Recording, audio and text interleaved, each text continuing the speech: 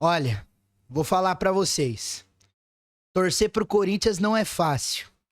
Apesar de mais uma vez a gente ter vencido o jogo, naquele 1-0 chorado, sofrido, que o corintiano fala muitas vezes. Mano, é assim mesmo, é desse jeito mesmo. Mais uma vez, o Corinthians desempenhou um futebol horroroso, um péssimo futebol apresentado, mas contudo, entretanto, todavia, conseguimos vencer a partida, conseguimos vencer esse clássico que era extremamente importante para a nossa sequência. Acabou de acabar o jogo na Neoquímica Arena, o Corinthians vence a equipe do Santos pelo placar de 1-0.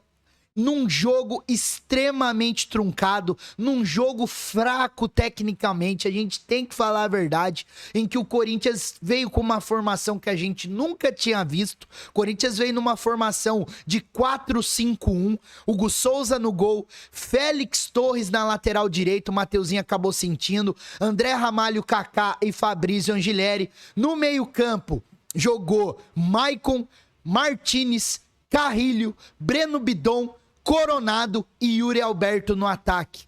E de verdade, essa formação não surtiu efeito. O primeiro tempo do Santos foi extremamente mais ofensivo que o do Corinthians. O Santos conseguiu adiantar suas linhas. O Santos conseguiu impor o seu jogo. O Santos conseguiu trocar passes. O Santos conseguiu aproximação. E as melhores chances do primeiro tempo foram do Santos, onde o Zé Ivaldo consegue um cabeceio sozinho dentro da área, acaba cabeceando pra fora, e também o jogador deles domina uma bola que o Kaká acaba tocando pra trás e acaba chutando pra fora. O Corinthians teve uma grande chance, que foi a cobrança de falta do Igor Coronado no primeiro tempo, mas só. Fora isso, o goleiro Brazão não trabalhou. Aí a gente ficava se perguntando, pô, será que no segundo tempo o Dorival, minimamente, ele vai ter que mexer nesse time? Não é verdade? Ele vai ter que mexer no time do Corinthians, porque o time do Corinthians não se achou em campo. O time do Corinthians não conseguiu se encontrar em campo. E realmente a gente viu que ele não mexeu.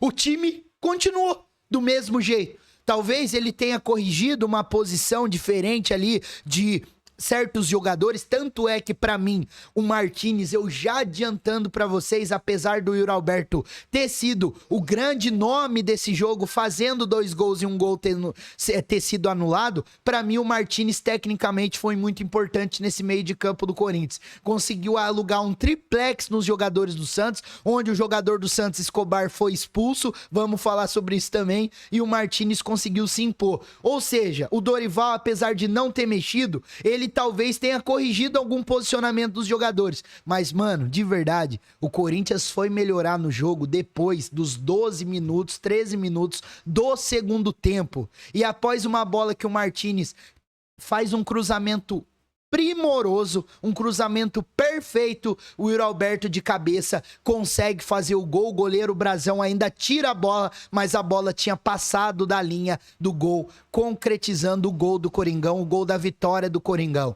Depois, o Santos acabou tendo o jogador expulso, o Santos já não conseguiu se encontrar, e que eu tinha dito pra vocês, é a mais pura realidade. Quem saísse ganhando nesse jogo, pelo fato dos dois times não estarem jogando bem, quem saísse ganhando desse jogo, a gente sabia que o outro time ia ficar desesperado. Na live eu tinha dito pra vocês aqui, se o Corinthians tomasse um gol, ia bater o desespero no time do Corinthians e vice-versa. Foi o Santos que acabou tomando o gol e o Santos também sofreu por causa disso, não conseguiu se encontrar. Aí depois da expulsão, o Santos ainda sofreu mais ainda diante do jogo. O Santos não conseguiu, tentou substituição, tentou fazer, mas o fato é que o Santos é um time extremamente fraco, tecnicamente falando. Ainda mais que o Soteldo, que estava arrumando uma coisa ou outra, acabou ainda saindo do jogo, sentiu um músculo posterior aí e acabou sendo substituído. Mais um desfalque para a equipe do Santos, e a situação do Santos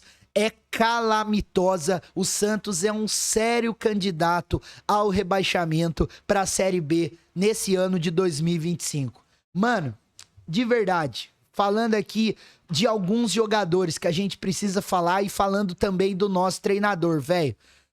Mano, o Maicon, velho, eu não consigo entender qual que é a tara do Dorival Júnior com o Maicon.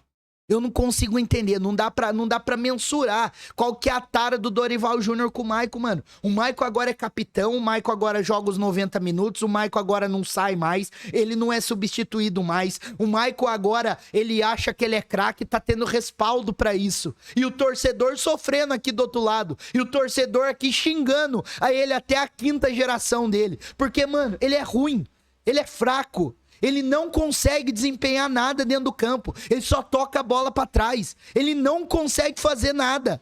É impressionante o que esse Maicon desempenha dentro do campo. Meu Deus do céu.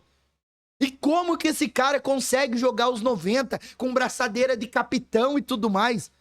É desesperador uma parada dessa, rapaziada. É desesperador. Então, ó, falando aqui individualmente de cada jogador, o Hugo Souza, ele não foi exigido pra fazer grandes defesas assim, né? No lance do cabeceio do Santos, que eu disse pra vocês que a bola foi pra fora porque o Zé Ivaldo errou o cabeceio, e no lance que o cara acabou chutando a bola pra fora, no vacilo da zaga do Corinthians, seriam bolas indefensáveis pro Hugo Souza. O Hugo Souza, ele tava vendido no lance.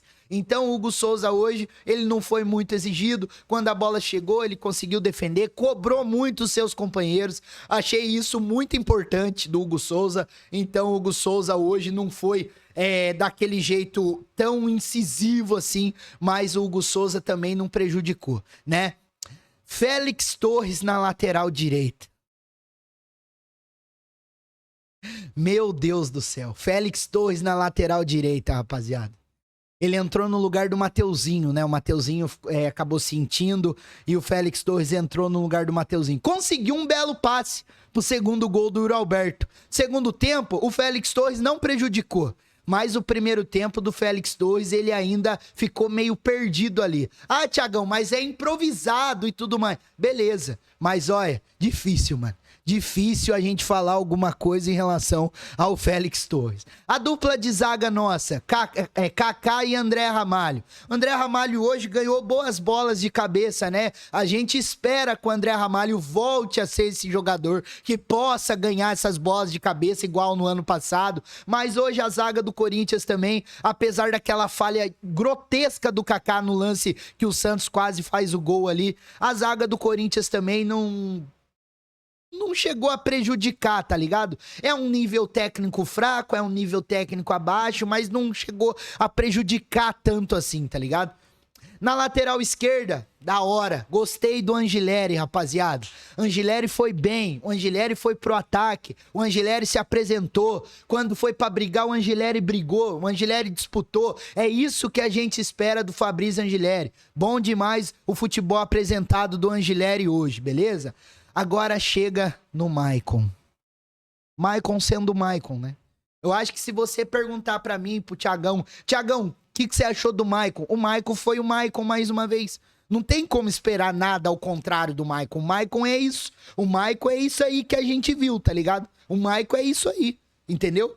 Não só toca a bola pra trás, não se apresenta, não tem velocidade, tá gordo, tá calvo e acha que é craque. Realidade é essa, e o Dorival também acha. Agora terminou de lascar a situação, né? Porque agora o Dorival, além do Maicon, o Dorival também acha que é um baita de um jogador, né? Outro que não jogou porra nenhuma hoje, Breno Bidon.